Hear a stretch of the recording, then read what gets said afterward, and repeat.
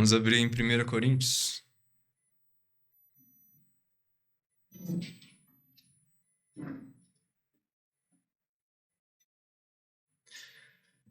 Primeira Coríntios. Nós iremos fazer algo hoje que eu não faço costumeiramente. Nós iremos meditar em 3 capítulos. Os capítulos 1 ao 3. É evidente que nós vamos procurar ser um pouco mais concisos, na nossa meditação. Nós vamos procurar observar cada detalhe, mas sim a mensagem principal que Paulo visa trazer aqui para nós, através dessa carta. Nós vemos que os 4 primeiros capítulos, eles são ligados a um assunto. Então, por isso que eu gostaria de meditar, para que os irmãos conseguissem observar, o raciocínio de Paulo aqui nesse assunto. Contextualizando um pouquinho, irmãos, a carta que nós vamos meditar. Corinto é uma cidade de maioria gentia, era uma igreja que Paulo havia estado pregando o evangelho. E lá nós percebemos que após Paulo partir, algumas questões foram surgindo, algumas coisas foram acontecendo. Inclusive, a própria igreja de Corinto envia uma carta ao apóstolo Paulo com algumas dúvidas e questões. E Paulo, nessa carta aqui mesmo, ele responde algumas dessas dúvidas. E essa carta contém diversos assuntos, Nós vemos logo no começo do capítulo ele falando a respeito das divisões que estavam acontecendo por conta de liderança. Nós vemos também ele falando também de um pecado que estava acontecendo ali no meio da igreja. E ele vai falar sobre a questão da disciplina, de excluir a pessoa que não deveria ser considerada mais no meio. Vai falar de diversos assuntos também relacionados a pecados. Vai falar também questões de casamento, divórcio, solteirice. Então, nós vemos que essa é uma carta, cheia de aprendizado, diversas áreas. É uma carta realmente muito ampla, muito rica. E a parte que nós iremos meditar é a que fala justamente sobre a liderança, e as divisões que estavam acontecendo por conta daqueles irmãos que estavam se gloriando em líderes humanos. Então, nós vemos que a exortação que Paulo coloca primeiro é a respeito disso. Uma das coisas que nós observamos, irmãos, nós vamos meditando, lendo e meditando nos versículos, mas uma coisa que nós meditamos logo no capítulo 1 é que aparentemente existe uma quebra. Parece que Paulo ele começa a falar desse assunto e posteriormente ele cessa de falar. Nos dá uma impressão, quando nós lemos, por exemplo, versículo 14 do capítulo 1, ele diz: "Dou graças a Deus porque a nenhum de vós batizei, senão a Crispo e a Gaio, para que ninguém diga que foste batizado em meu nome. Batizei também a família de Estéfano, além destes, não sei se batizei algum outro." Então ele está falando desse assunto, sobre a liderança, sobre as divisões. E no versículo 17, porque Cristo me enviou não para batizar, mas para evangelizar, não em sabedoria de palavras, para que a cruz de Cristo não se faça vã. Então aqui ele vai começar a falar a respeito do evangelho que ele foi chamado a pregar. E aparentemente parece que aqui ele já mudou de assunto. Mas nós vemos que não, que de alguma forma esse texto também está relacionado a esse assunto, assim como o capítulo 2. Porque no capítulo 3 ele fala: "Eu, irmãos, não vos pude falar como a espirituais, mas como a carnais, como a meninos em Cristo." Versículo 3: "Porque ainda sou carnais, pois havendo entre vós inveja, contendas e dissensões, não sois porventura carnais, e não andais segundo os homens? Porque dizendo um, eu sou de Paulo, e outro eu de Apolo, porventura não sois carnais?" Então nós vemos aqui que todo esse trecho aqui está tratando do mesmo assunto. Uma das coisas que eu gostaria de fazer é justamente mostrar o que esses assuntos aqui que o Paulo coloca no meio tem relação com o problema que ele estava enfrentando naquela igreja. Então, no capítulo 1, nós vamos fazer a leitura primeiro dos versículos 1 a 3, que é a saudação. Paulo, chamado apóstolo de Jesus Cristo pela vontade de Deus, e o irmão Sóstenes, a igreja de Deus que está em Corinto, aos santificados em Cristo Jesus, chamados santos, com todos os que em todo lugar invocam o nome de nosso Senhor Jesus Cristo, Senhor deles e nosso, graça A vós e paz da parte de Deus, nosso Pai, e do Senhor Jesus Cristo. Então aqui é a saudação inicial de Paulo, que ele faz costumeiramente em suas cartas. Isso era bem comum nas cartas daquela época, né, no primeiro século. Só que Paulo, nas suas cartas, ele deixa uma característica bem mais cristã, e aquilo que ele deseja sempre está relacionado a Deus e a Jesus Cristo. Outra coisa que ele faz também é afirmar o apostolado dele como sendo alguém chamado pelo próprio Jesus Cristo. Nós vemos que isso dá autoridade, que hoje nós reconhecemos essas cartas como inspiradas, né? Versículos 4 em diante, nós temos aqui os agradecimentos que Paulo faz. Ele diz assim no versículo 4: Sempre dou graças a meu Deus por vós, pela graça de Deus que vos foi dada em Jesus Cristo, porque em tudo fostes enriquecidos nele e em toda a palavra e em todo conhecimento, como o testemunho de Cristo foi mesmo confirmado entre vós, de maneira que nenhum dom vos falta, esperando a manifestação do nosso Senhor Jesus Cristo, o qual vos confirmará também até ao fim, para seres irrepreensíveis no dia do nosso Senhor Jesus Cristo. Fiel é Deus pelo qual fostes chamados para a comunhão, seu Filho Jesus Cristo, nosso Senhor.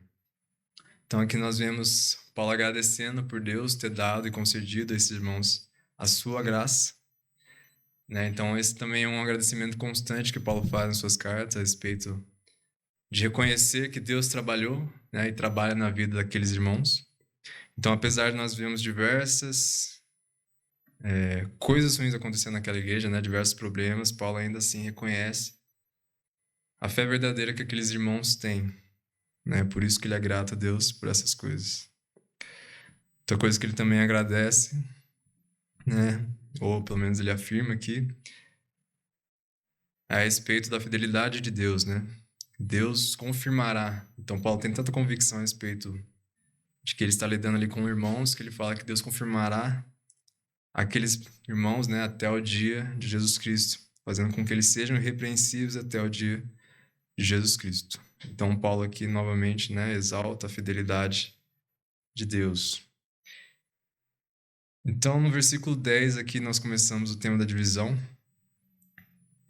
Vou fazer a leitura aqui.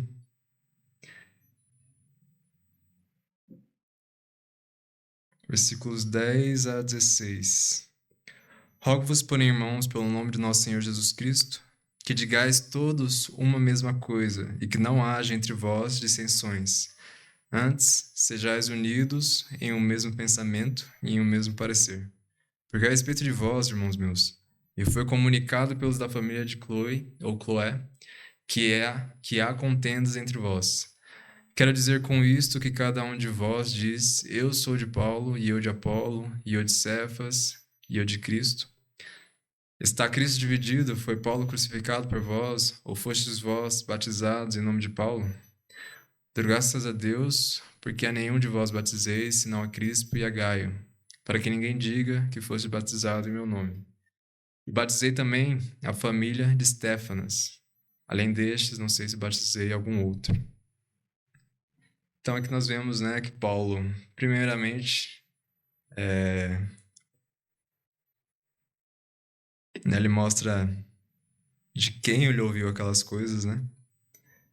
Ele ouviu da família de Chloe, então esses irmãos comunicaram a respeito desse problema que estava acontecendo. E Paulo fala que isso prejudica, né, a unidade daqueles irmãos. Nós vemos isso no versículo 10, em que ele fala que ele desejaria, né, que todos ali estivessem com o mesmo pensamento.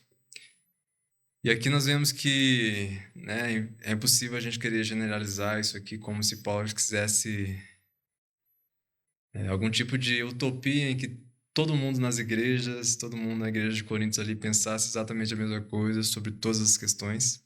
Né, nós vemos que isso é bem improvável, na verdade não é essa a interpretação correta, até porque nessa própria carta, um pouco mais para frente, quando ele vai falar a respeito do sacrifício, de carne sacrificada a ídolos, ele vai falar que, né, cada um pensaria de uma forma, o fraco acharia que não poderia e o forte acharia que poderia. E Paulo fala que assim, nenhum deveria forçar o outro a respeito da sua convicção, mas cada um deveria respeitar, né? O forte deveria não menosprezar, né? Não se ensoberbecer por conta do irmão mais fraco. E o fraco não deveria julgar o irmão mais forte por achar que é correto e fazer, né? Achar que poderia comer da carne sacrificada. Então, assim como nesse assunto que Paulo coloca, assim como em diversos outros assuntos, nós sabemos que existem a possibilidade de nós divergirmos, né? Aqui, quando Paulo fala a respeito de pensar uma mesma coisa, ter, né, um pensamento unido, uma mente unida, se refere muito mais provavelmente àquilo que ele está prestes a falar, que se refere a esse assunto de liderança, daquele que aquelas pessoas deveriam verdadeiramente se gloriar, né? Não a respeito de homens, mas em Jesus Cristo. Então, no versículo 13, ele vai falar já a primeira exortação, mostrando como é carnal ou como é contraditório com o evangelho esse pensamento que aqueles irmãos estavam tendo. Versículo 13 ele diz: está Cristo dividido? Né? Então ele fala diversas perguntas retóricas, a resposta obviamente é não, né? Porque Paulo não foi crucificado, nem os demais líderes daquela igreja foram crucificados ou coisa do tipo, eles não foram batizados em nome dessas pessoas. Então ele mostra que, na verdade, esse tipo de pensamento, esse tipo de doutrina, né, talvez que eles estavam criando lá, seria algo totalmente coerente com o próprio evangelho. Então ele dá graças a Deus, né, por ele não ter batizado ali, provavelmente já pensando que se ele batizasse mais pessoas, algumas pessoas poderiam, né, se gloriar, causar mais intrigas por conta disso. Então ele dá graças de não ser ainda mais motivo de divisão ou de receber glória de homens. Versículo 17 em diante, aqui nós temos a quebra, né, a aparente quebra do assunto. Nós vemos que Paulo permanece falando a respeito desse tema, né? Nós vemos que ele vai contradizer a maneira, né, o evangelho dado por Deus, que é um evangelho baseado na sabedoria de Deus, né? Em contraste com a sabedoria humana, né? Uma das coisas que nós percebemos nesse pensamento dos coríntios é que eles se baseavam muito, né, talvez influenciado inclusive pela cultura da época, de, né, ter os seus líderes, os seus mestres, filósofos, e seguir esses filósofos, né, a risca e tal, e poderia ser algum tipo de vanglória para as pessoas na época, né, de ser aprendiz de algum grande mestre. E Paulo vai mostrar que não funciona assim, né, no reino de Deus, que isso não faz nenhum sentido quando nós olhamos para o evangelho. Versículo 17 diz assim, ó, porque Cristo enviou-me não para batizar, mas para evangelizar, não em sabedoria de palavras, mas para que a cruz de Cristo se não faça vã, porque a palavra da cruz é loucura para os que perecem, mas para nós que somos salvos é o poder de Deus. Porque está escrito: destruirei a sabedoria dos sábios e aniquilarei a inteligência dos inteligentes. Onde está o sábio? Onde está o escriba? Onde está o inquiridor deste século? Porventura não tornou Deus louco a sabedoria deste mundo? Pois visto que na sabedoria de Deus o mundo não conheceu a Deus pela sua sabedoria, aprove a Deus salvar os crentes pela loucura da pregação. Porque os judeus pedem sinal e os gregos buscam sabedoria. Mas nós pregamos a Cristo crucificado, que é escândalo para os judeus e loucura para os gregos. Mas para os que são chamados, tanto judeus como gregos, lhes pregamos a Cristo, poder de Deus e sabedoria de Deus. Porque a loucura de Deus é mais sábia do que os homens, e a fraqueza de Deus é mais forte do que os homens. Porque bem vedes, irmãos... na verdade vamos parar no 25. Aqui nós vemos então, né, Paulo falando do evangelho de Deus, que aparentemente, né, nós podemos pensar que as pessoas sábias e as pessoas inteligentes nesse mundo logo concordariam, né, com a maneira como que Deus escolheu salvar o homem, né, e pela sua capacidade intelectual acreditariam, né, naquilo que Deus diz na sua palavra a respeito de Jesus crucificado, e sendo ele, né, o meio pelo qual Deus salva o homem. Porém, nós vemos que não é isso que acontece, né? Porque Paulo vai falar que os judeus, eles procuram, na verdade, milagres, eles querem ver que algo é de Deus através de milagres. E os gregos, eles procuram sabedoria, né? Eles querem algo talvez mais complexo de se entender para poderem aceitar. Então, isso já anula a questão de que homens sábios, né, segundo o mundo, não compreendem aquilo que Deus propôs no Evangelho. Outra coisa, Paulo, que o apóstolo Paulo que ele vai apontar, também nesse tema de mostrar que Deus anula a sabedoria humana e a forma como o ser humano considera a inteligência. A partir do versículo 26, quando ele vai mostrar as pessoas que Deus escolhe chamar para serem salvas e aceitar o seu evangelho.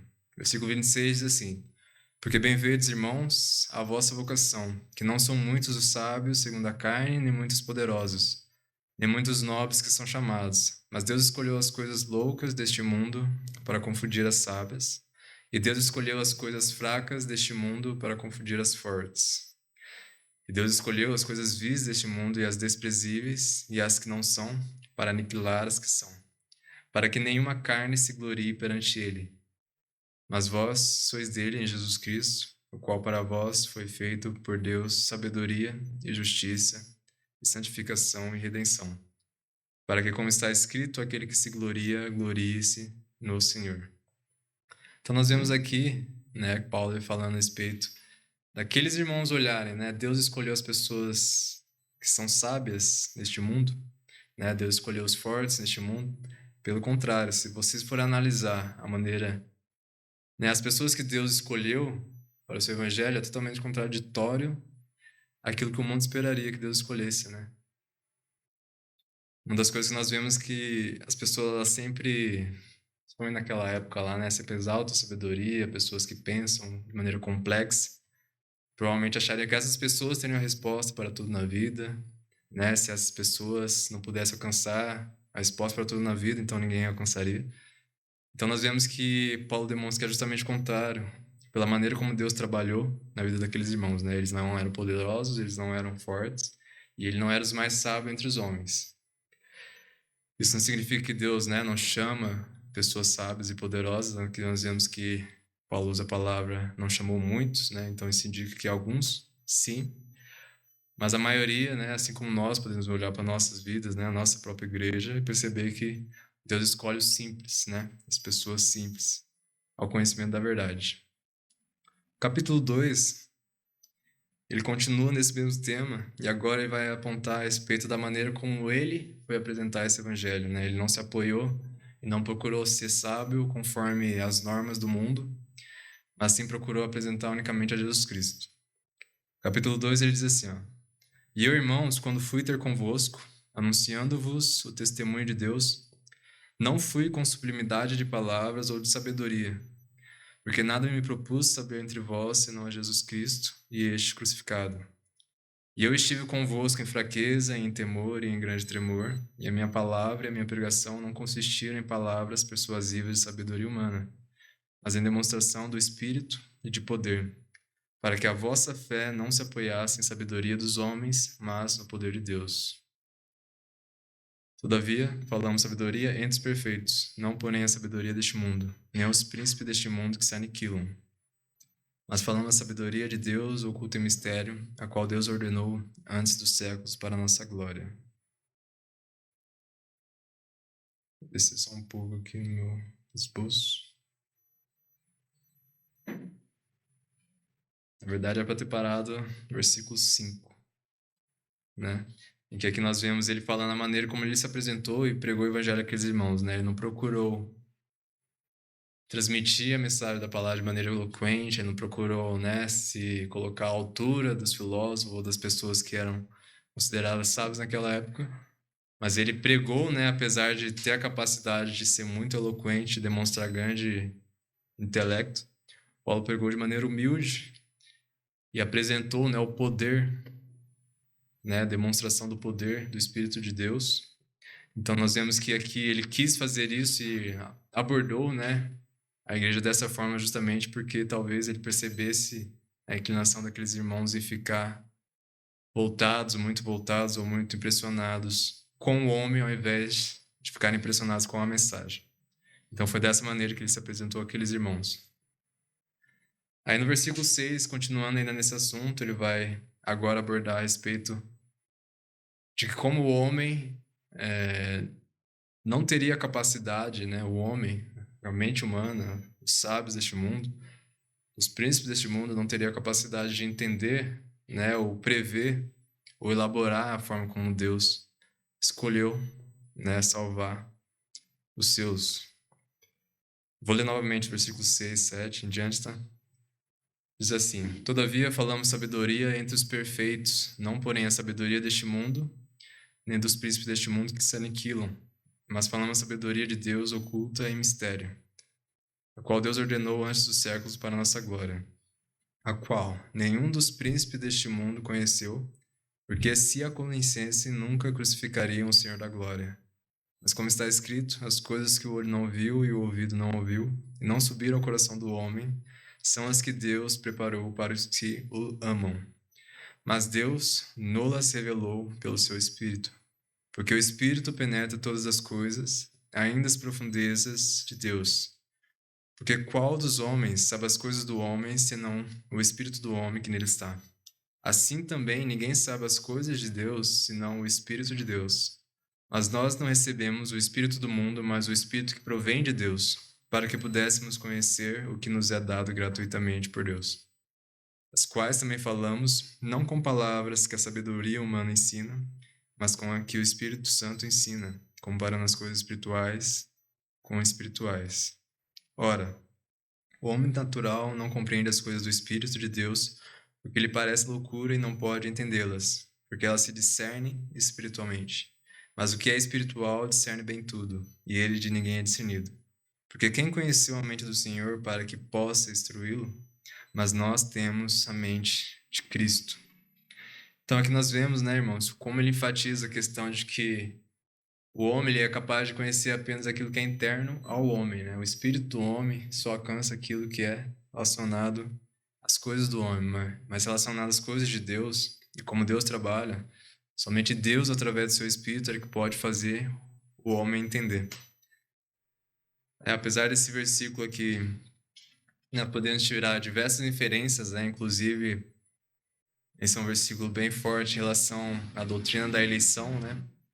Combate aquela ideia de que o homem é que escolhe Deus. Na verdade, aqui demonstra que é Deus que abre o olho das pessoas, né, através do seu Santo Espírito, para que as pessoas consigam entender. Mas nós vemos que Paulo aqui usa esse argumento para enfatizar novamente que aqueles irmãos não deveriam olhar para um homem, né, como se o homem fosse alguma coisa, o líder humano fosse alguma coisa. Então nós vemos aqui, né, Paulo apresentando, né, essa doutrina aqui, grandes verdades que hoje nós meditamos e fazemos, né, diversas categorizações de doutrinas. Então nós vemos aqui Paulo usando essas verdades para ensinar aqueles irmãos e mostrar como aquele pensamento que eles estavam tendo, nós veremos mais para frente quando Paulo vai falar que eles estavam sendo carnais e tendo uma mentalidade mundana. Então essas verdades deveriam então rebater e mostrar quão louca, né, essa tipo de mentalidade e quão prejudicial era para aquela igreja. Então nós vemos que ele falou a respeito da mensagem, do próprio conteúdo da mensagem, que seria loucura para a sabedoria humana. Vai falar a respeito dele como sendo alguém que se apresentou de maneira não procurando ser sábio, conforme os olhos humanos. Ele vai falar a respeito das pessoas que Deus escolheu, que não são sábios segundo o mundo. Vai falar também de que o homem é incapaz de, através da sua sabedoria, alcançar aquilo que é de Deus, a respeito da sua mensagem. Então nós vemos que Paulo, né, dá diversos ensinos a respeito desse aspecto, justamente para que os coríntios entendessem quão longe eles estavam de ser maduros, né, espiritualmente, e alcançar a unidade, né? Se eles pensassem diferente nessa questão, haveria grande problema naquela igreja. No capítulo 3, irmãos, ele ainda vai tratar a esse respeito, porém o foco aqui é em demonstrar, né, então, o que seriam esses líderes, o que seriam esses servos, né, como nós deveríamos olhar para essas pessoas e o que eles são para a igreja de fato. Capítulo 3, versículo 1, ele diz assim: E eu, irmãos, não vos pude falar como a espirituais, mas como a carnais, como meninos em Cristo. com leite vos criei e não com carne, porque ainda não podíeis, nem tampouco ainda agora podeis, porque ainda sois carnais. Pois havendo entre vós inveja, contendas e dissensões, não sois porventura carnais, e não andais segundo os homens?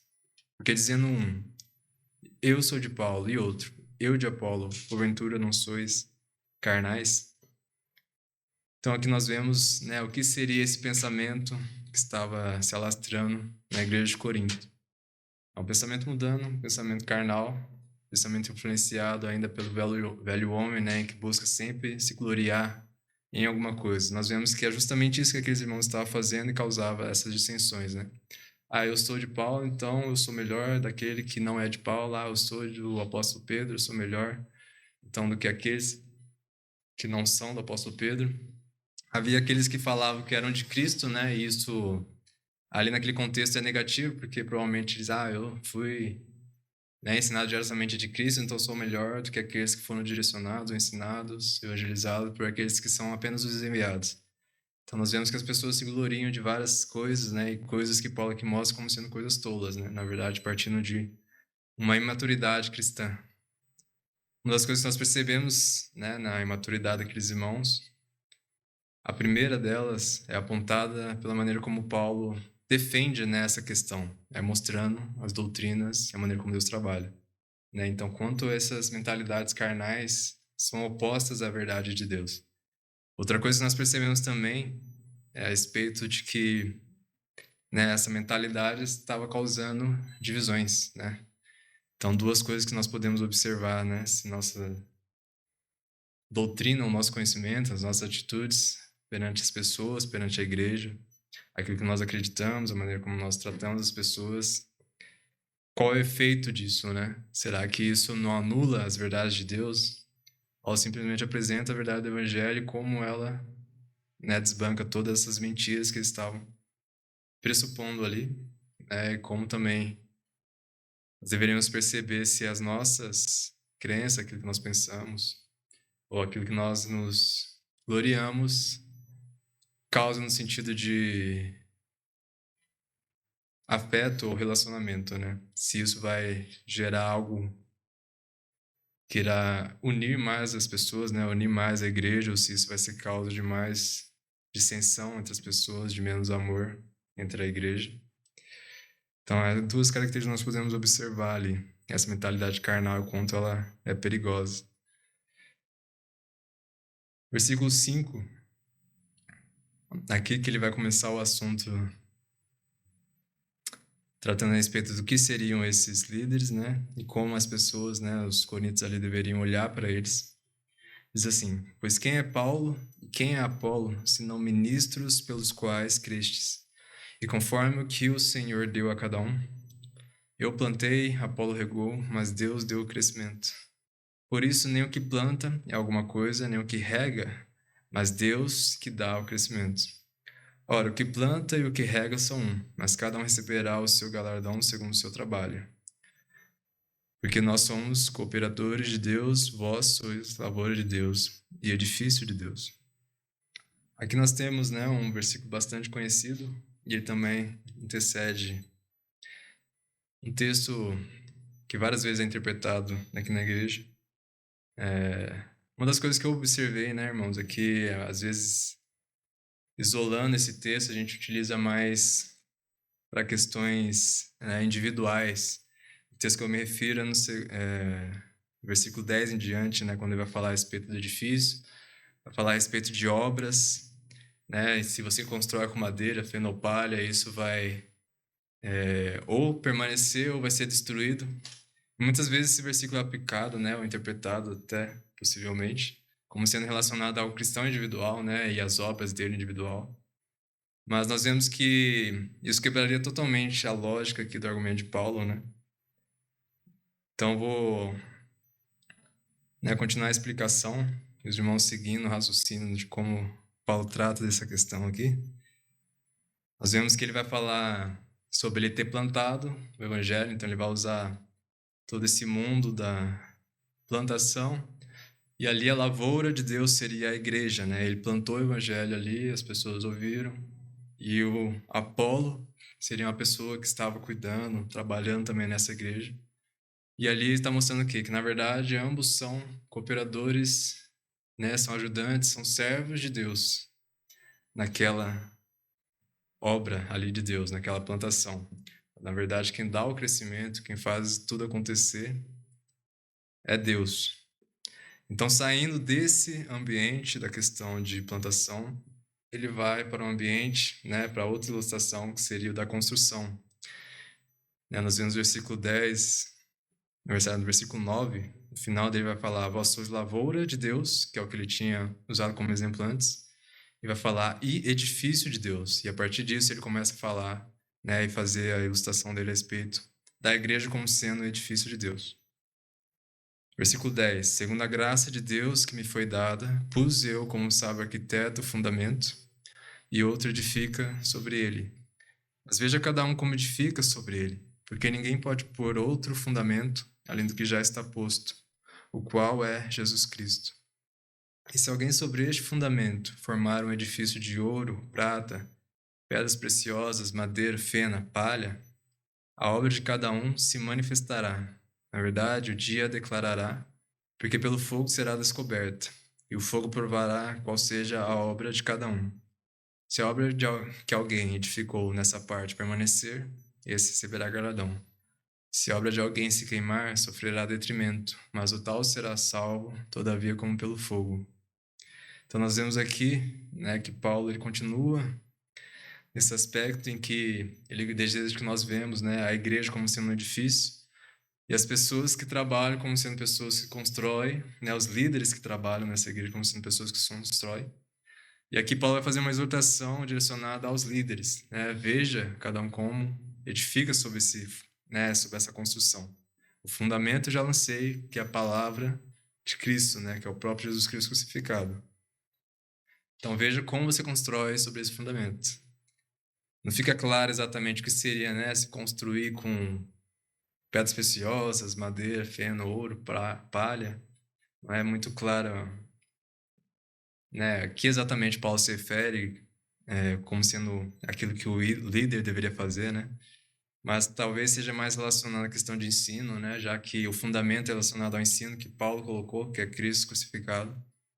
Então, provavelmente está relacionado à maneira como as pessoas trabalham em cima desse fundamento, desse ensino, né? Se os líderes guiam a igreja bem, conforme a doutrina, de maneira correta, né? Com coisas sólidas, a tendência é que isso permaneça. Se não, a tendência é com que isso seja queimado, né? E também outra parte difícil dessa passagem é justamente identificar, né? A maioria das pessoas interpreta como sendo esse dia aqui, esse fogo relacionado ao juízo de Deus, e realmente faz muito sentido, né? Como sendo algo que demonstrará se realmente a igreja, né, o edifício foi bem cuidado, no sentido de permaneceu ou se não. Então nós vemos que é uma exortação, né, que Paulo faz aqui a líderes a se atentarem, né? Vocês são servos, observem a maneira como vocês servem na igreja de Deus. No versículo 16, ele ainda complementa esse ensino dizendo assim: não sabeis vós que sois templos de Deus e que o Espírito de Deus habita em vós? Se alguém destruir o templo de Deus, Deus o destruirá, porque o templo de Deus, que sois vós, é santo. Então aqui ele vai, né, fechar essa questão. Depois de falar da questão de destruição dessa obra, vai falar que Deus pune aquele que destrói essa obra. E aqui, irmãos, apesar de nós, né, vermos que inicialmente se refere aos líderes ali, nesse final acredito que ali ele dirige a toda a igreja, até porque justamente toda a igreja parecia ser envolvida nessa questão de divisão, né, de querer se vangloriar em líderes humanos e isso causar divisão. Então aqui é uma exortação direta a todos os crentes nessa questão de tomar cuidado, né, com relação à igreja. Se você é alguém que enfraquece a igreja, se você é alguém que atrapalha a igreja, você está trabalhando contra Deus, né, não a favor de Deus. Versículo 18 diz assim: ninguém se engane a si mesmo. Se alguém dentre vós se tem por sábio neste mundo, faça-se louco para ser sábio. Porque a sabedoria de Deus, porque a sabedoria deste mundo é loucura diante de Deus, pois está escrito: Ele apanha os sábios na sua própria astúcia. E outra vez, o Senhor conhece os pensamentos dos sábios que são vãos. Portanto, ninguém se glorie nos homens, porque tudo é vosso, seja Paulo, seja Apolo, seja Cefas, seja o mundo, seja a vida, seja a morte, seja o presente, seja o futuro. Tudo é vosso e vós de Cristo e Cristo de Deus. Então, essa é a maneira que ele encerra o assunto, né? Novamente, retornando à questão de sabedoria, né? Se vocês perceberam na nossa leitura, essa palavra foi usada diversas vezes aqui por Paulo, né? Como esse mundo, a sabedoria deste mundo é loucura, e que, na verdade, nós deveríamos olhar para aquilo como Deus apresenta como sendo sábio, né? Como Deus demonstra a sua sabedoria através de Jesus Cristo. Então, a ideia de Paulo para aqueles irmãos ali é: não se apoie, né, em conhecimento humano, não glorie-se no homem, não se baseie, né, nesse tipo de sabedoria que o mundo tem como sendo a melhor sabedoria, né? Não seja influenciado por isso. Na verdade, se você quer ser sábio conforme Deus, seja louco conforme este mundo, porque o evangelho é loucura das pessoas que se perdem, né? Então nós vemos que ele ainda conclui, né, dizendo a respeito dele e Apolo como sendo para eles, né, e não alguém que eles deveriam se gloriar, mas de que tudo, né, eram feito para ele, para esse edifício, para essa igreja que Deus está construindo, que Deus constrói, e que, né, todos nós pertencemos, né, à igreja pertence a Cristo e Cristo pertence a Deus. Então aqui nós vemos Paulo direcionando aqueles irmãos a olhar para o lugar correto, que é Deus e Jesus Cristo. No capítulo 4 ele continua, né, sobre essa questão, falando um pouco do apostolado deles, sobre as características dos apóstolos, né, são pessoas que sofrem, etc. E aqui ele vai encerrar esse assunto, né, e a nossa meditação só vai até o capítulo 3. Uma das coisas que eu gostaria de considerar, né, como aplicação, poderíamos tirar diversas aplicações se a gente fizesse um estudo mais minucioso, mas eu vou pegar apenas as principais, né, aplicações, as mais evidentes aqui. A primeira delas, que é a mais direta a respeito, né, de não nos gloriarmos naquilo que os homens se gloriam, né? Não nos gloriarmos, né, e nos apoiarmos em homens, no sentido de, né, não colocarmos eles como sendo motivo de nós nos acharmos melhor que as pessoas, ou motivo de termos inveja das pessoas, seja homens ou seja, sei lá, a nossa origem, a maneira como nós aprendemos o evangelho, ou coisa do tipo.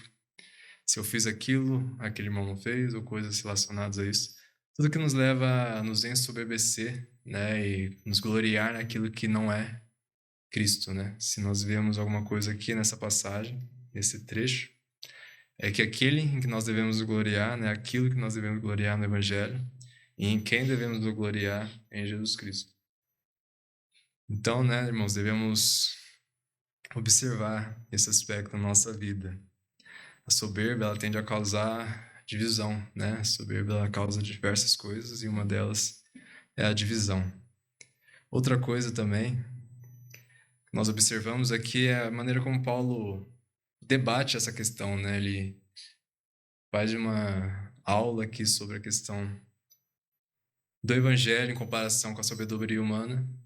Então nós vemos, né, que muitas vezes ao estudar a doutrina, né, estudar e entender bem a palavra de Deus, isso nos permite, né, estar aptos a discernir aquilo que o nosso coração ruim e mal levanta, que muitas vezes pode até contradizer aquilo que Deus fala na sua palavra.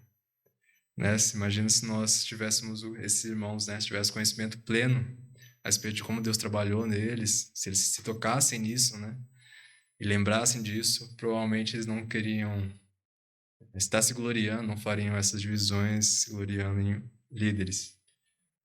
E por último, irmãos, nós vemos a questão de como Deus trabalha na igreja dele, né, usando seus líderes. Nós vemos aqui uma exortação aos líderes, né, a respeito de como eles trabalham. Nós vemos aqui que Deus mostra a sua igreja como sendo preciosa, né? Nós vemos que Deus ele tem um zelo grande pela sua igreja. Ele fala que aquele que destruir a sua igreja, né, a sua construção, será destruído por Deus. Então, isso fala sobre o juízo de Deus e o cuidado que ele tem com a sua igreja. Isso é direcionado a líderes, evidentemente, né? O cuidado como os líderes devem guiar a igreja, mas também a nós, né? Aqueles irmãos provavelmente entenderam que Paulo se referia, via como era prejudicial à igreja, aquelas divisões, e essas disputas por questão de liderança, por questão de mestres. Então, uma das coisas que nós devemos considerar também é, né, como nós influenciamos na vida da nossa igreja. Se nós realmente procuramos construir de maneira adequada, né, ou não atrapalhar a construção que Deus tem feito na sua igreja, ou se nós somos aqueles que, né, dividem, causam obsessões, causam desânimos, né, procuram fazer panelinhas na igreja ou coisa do tipo. Nós vemos que Deus ele tem um objetivo com a sua igreja, que sua igreja deve produzir, né, e deve ampliar o reino de Deus aqui nessa terra, e com pessoas atrapalhando isso, né, sendo prejudiciais à comunhão, é algo extremamente danoso para a vida dessa pessoa, né? Deus julgará com certeza as atitudes dessa pessoa. Então é essa mensagem que eu pude encontrar aqui nesse texto. É evidente que muitas outras mensagens poderiam ser tiradas aqui, mas eu preferi fazer dessa forma, né, para abranger esse trecho todo, né, e não interromper esse raciocínio que Paulo constrói aqui. E essa foi as aplicações que eu consegui tirar desse trecho. Possa ter sido de bom proveito para todo mundo aqui, que Deus, né, utilize essa palavra, faça com que nós apliquemos no nosso dia a dia.